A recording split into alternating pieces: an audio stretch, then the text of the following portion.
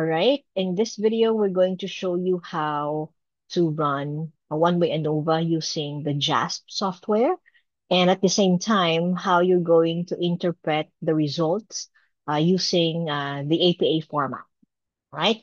Now, following from our discussion on um, how to run one-way ANOVA using JASP in the previous video, now we're going to show the step-by-step procedure on how we do it in the JASP software. What we wish to answer is the following problem. That is there a significant difference in the coping with workplace stress score between groups of different physical levels, that is sedentary, low, moderate, and high levels? Now we formulate our null hypothesis following the template that we've had in class. That is, we indicate there is no significant difference in the coping with workplace stress score between groups of different physical levels. And correspondingly, we formulate our alternative hypothesis. That is, we indicate that there is a significant difference in the coping with workplace stress score between groups of different physical levels, right? Now, we identify our variables.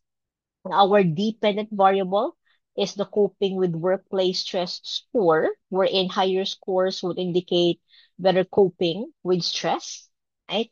And our independent variable would be groups of different physical levels, that there are four groups that's composed of sedentary, low, moderate, and high level physical groups. Okay. And we will see how is it that we're able to use one-way ANOVA. Okay. And to generate our JASP outputs, let me open our JASP file. So this is our one-way ANOVA dot JASP. Okay. And here you will see two columns. Okay. So I have loaded already our JASP file. So the first column would indicate the grouping. The second column represents the coping with workplace stress score. Right now, the first thing that you have to do is to choose ANOVA. Okay, and under classical, we click on ANOVA, right? And we will be presented with this following tables. Okay, so you'll see the one at the left, and this is where we choose certain commands. And what we see at the right are the outputs generated real time, right? Now, our independent variable is the group or the physical activity group denoted as group, wherein we're going to transfer that in under fixed factors. So we click on this arrow here, all right? And the coping with workplace stress score, which is our dependent variable, will be transferred to this part of this box. Okay, so we click on this arrow, all right? Now we see automatically at the right side is that the ANOVA, the standard ANOVA results are being generated. Okay. However, our decision either to use the standard ANOVA or the one with homogeneity correction will be dependent on whether we have met the assumption for homogeneity of variances. So we will find out. Okay. Now we will just go back to this result later on. Now, as I scroll down towards the commands that we see at the left, we will also need to generate the descriptive statistics. So I need to click on descriptive statistics. So when we click on that, the descriptive table can be seen here, right? So we see that we have four groups: sedentary, low, moderate, high. Okay, and the number of participants or respondents that we have for each of the group and their corresponding mean, right? And then also the standard deviation, the standard error, and then the coefficient of variation. Okay. Now, we also would want to estimate the effect size in one-way ANOVA. And as what we've indicated in our previous discussion, is that we are going to use eta squared.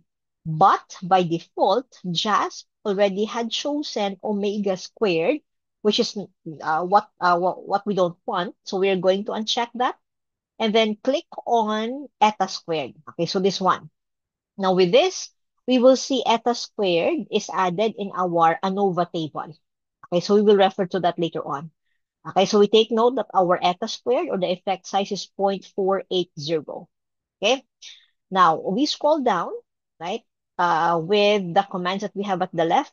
Okay, now we will need, what we need to check is our assumption, okay, or the assumption check. So when we click on that, what you will see here is the homogeneity test. Okay, now we need to click on that, right, to find out whether we have met the assumption for homogeneity of variances or we have violated the assumption for homogeneity test. Now, as I click on this one, the assumption checks table, which is the test for equality of variances, here is shown, right? And we refer to the p-value. Now, if the p-value that we see here is greater than 0.05 for our significance level, then that means to say we have met the assumption for homogeneity of variances. Okay?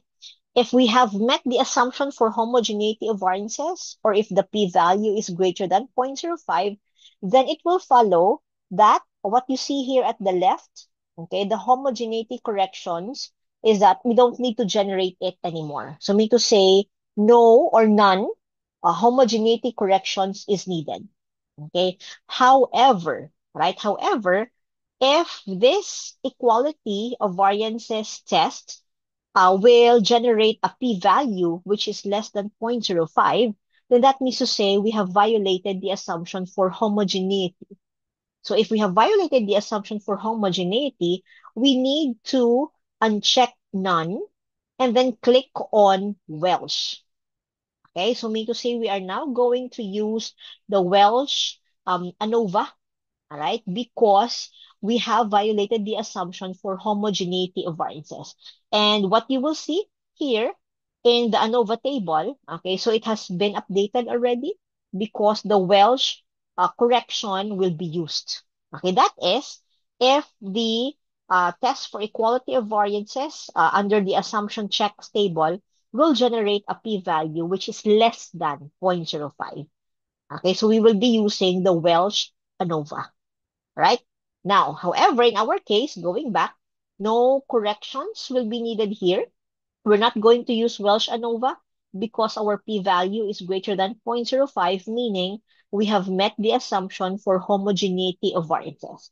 So instead, we are going to use or to stick with the standard ANOVA result, okay, which is no homogeneity corrections will be needed. Okay, so we are going to check none, right? So that we will use the standard ANOVA table, which we see on the right, right? Now, we proceed. We also need to generate the QQ plot of residuals. So we need to check that. Okay, once we check that one, the QQ plot can be seen here at the right. Basically, this graph, okay, or this graphical presentation will show us whether our distribution is normally distributed. Now, how will we know if this distribution or if the distribution is normally distributed?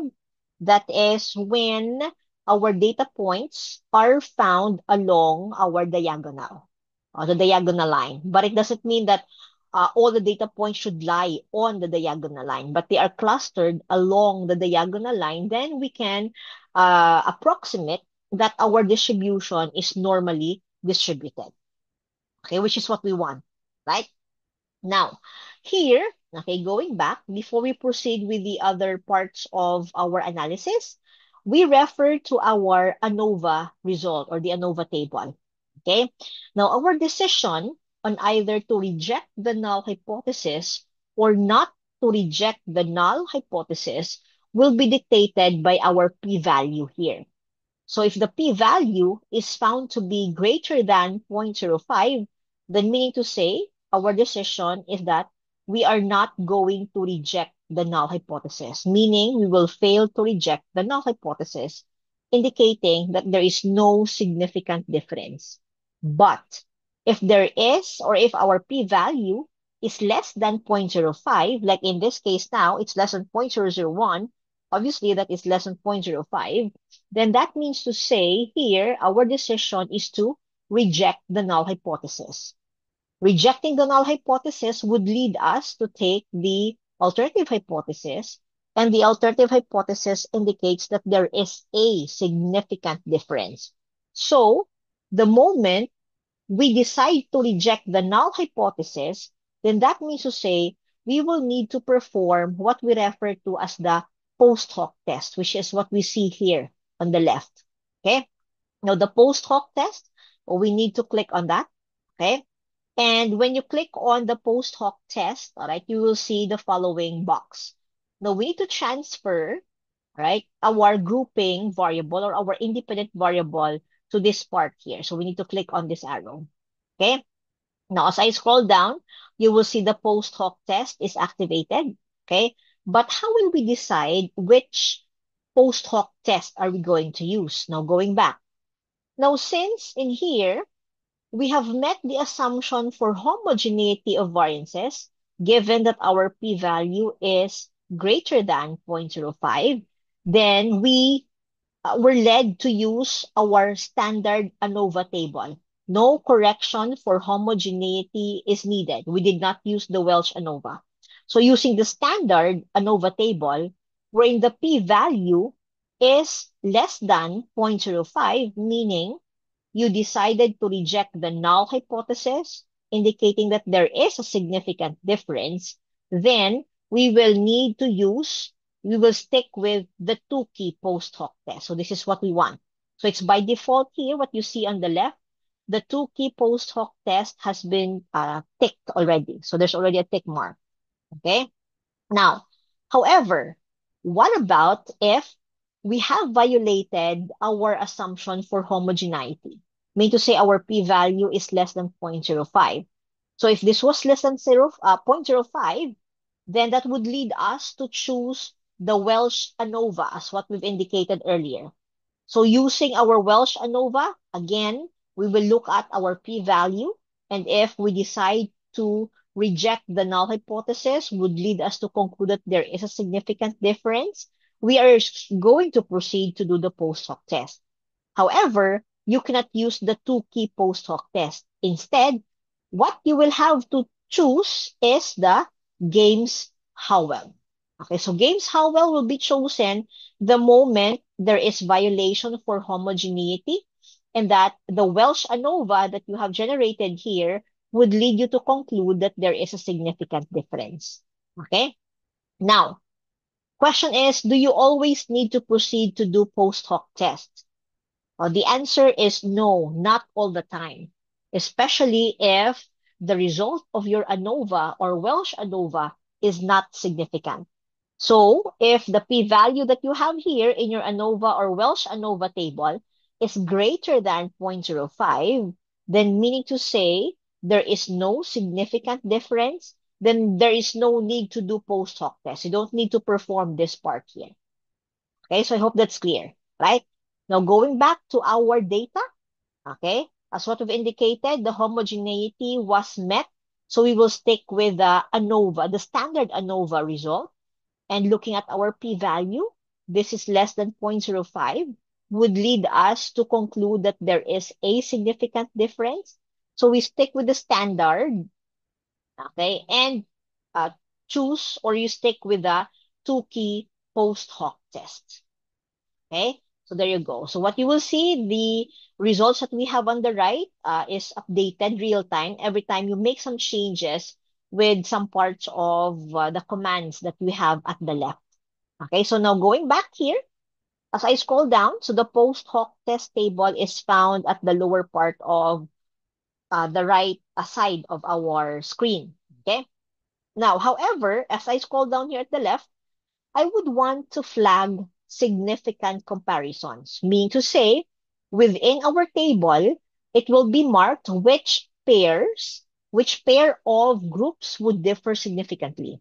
And how will we know that? How will we identify that significant comparisons were flagged? You will see asterisks along the probability or the p-value column. Okay, now we notice that we have two asterisks here. Okay, so the two asterisks indicated here that the difference between sedentary and moderate is also significant at 0.01.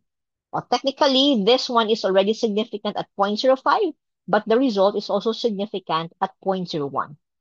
Okay, now here notice that there are three asterisks. The three asterisks here would indicate that this result between sedentary and what's that, this and high physical activity groups, okay, would also be significant at 0.001.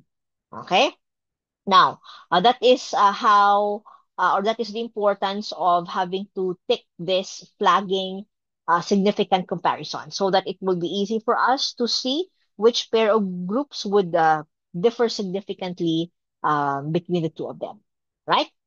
Now, as I scroll down, okay, we also would want to look at or to examine descriptive plots. So this will be part of your descriptive analysis. I'll click on descriptive plots, okay, and then the groups here under factors will be transferred in the horizontal axis. Okay, so let me click on that. Now, this descriptive plots will be displayed somewhere in the middle here on the right side. Okay, so this is what you will see. But I also would want to see the error bars at 95% confidence interval. Okay, so this is what you will see now in the descriptive plots. So in this descriptive plots, it will display the mean distribution of each of the different physical activity groups. Now, taking notice, our descriptive table here, the mean of the sedentary group is 4.151. So that means to say this mean here is 4.151. The mean for the low physical activity group is 5.89. Oh, sorry, it's 5.879.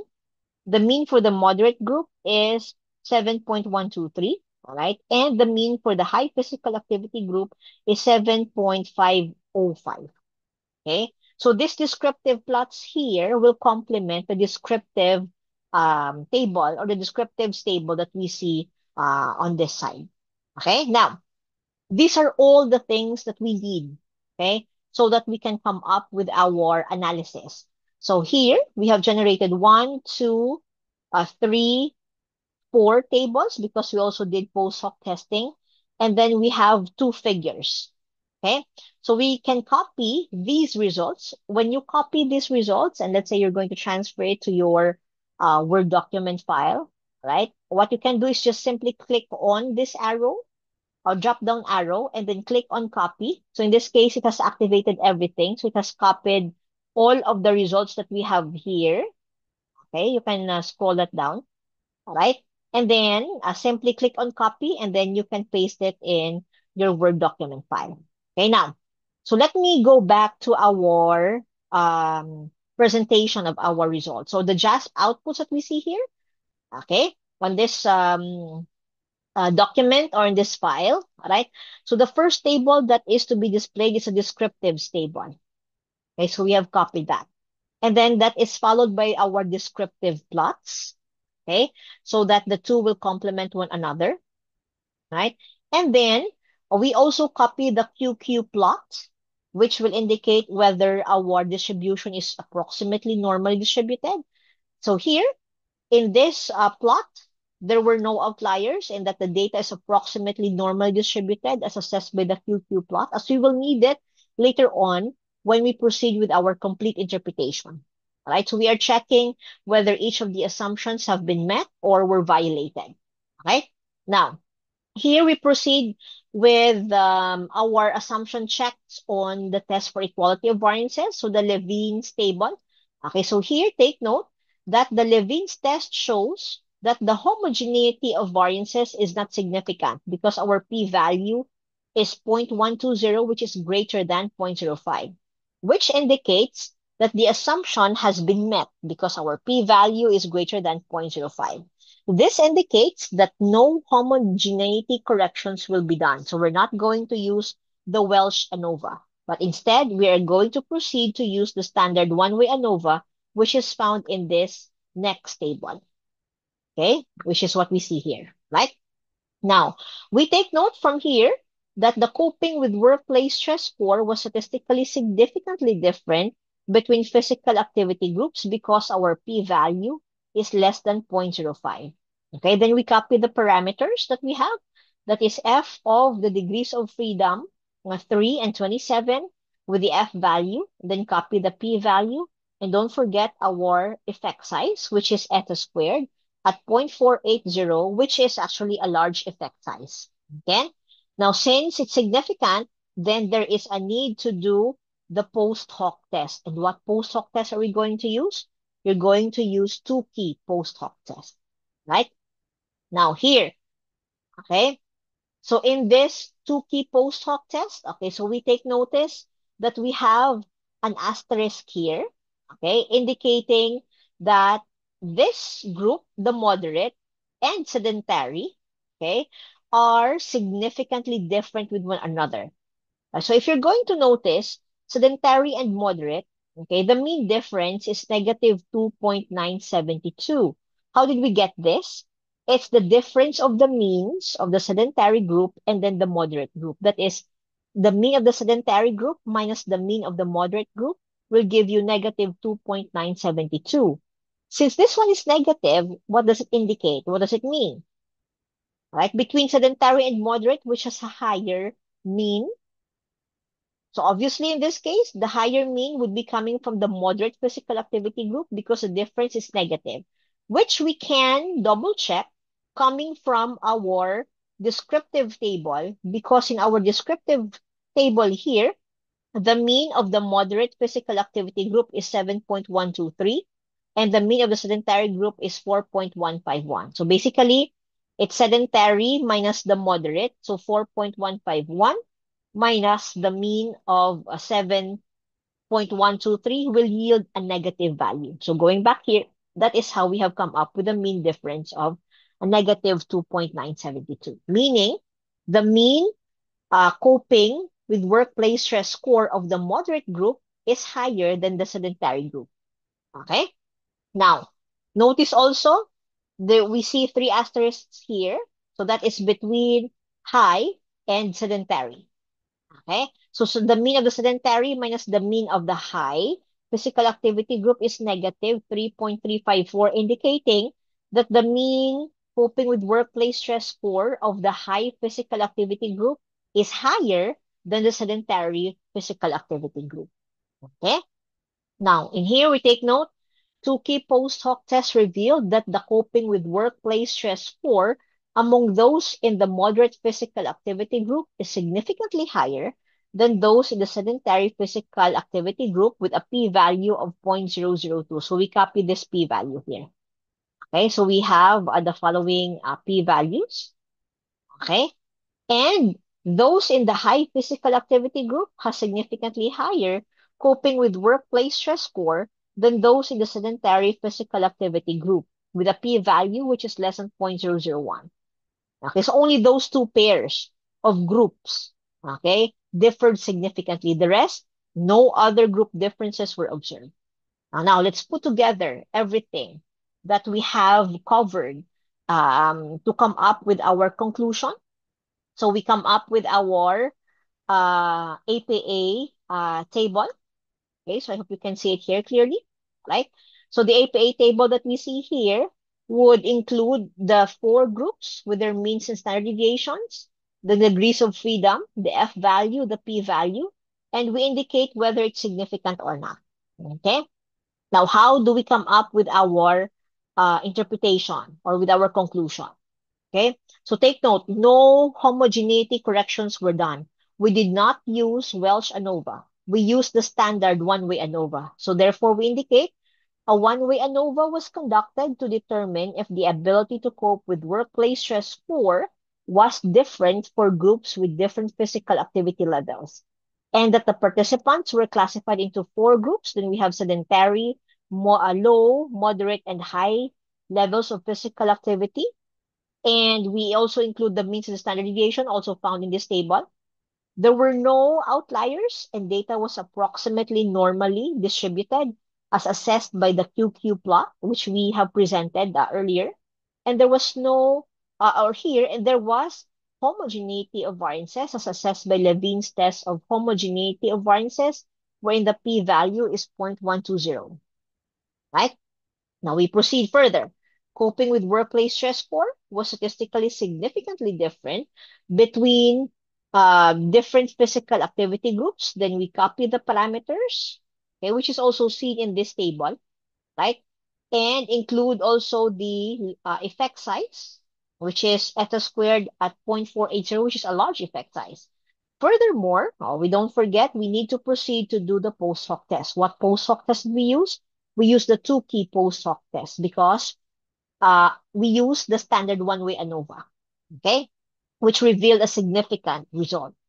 Right now here, the Tukey post hoc test revealed that the coping with workplace stress score among those in the moderate physical activity group is significantly higher than those in the sedentary physical activity group with a p-value of 0.002. Those in the high physical activity group have significantly higher coping with workplace stress scores than those in the sedentary physical activity group with a p-value of less than 0.001. So only these two pairs of groups differed significantly. So we need to include the last statement. No other group differences were observed. So this is how we present our analysis in APA format or in APA table, right? And how we come up with our interpretation complete with or including the assumptions, right? So I hope everything is clear.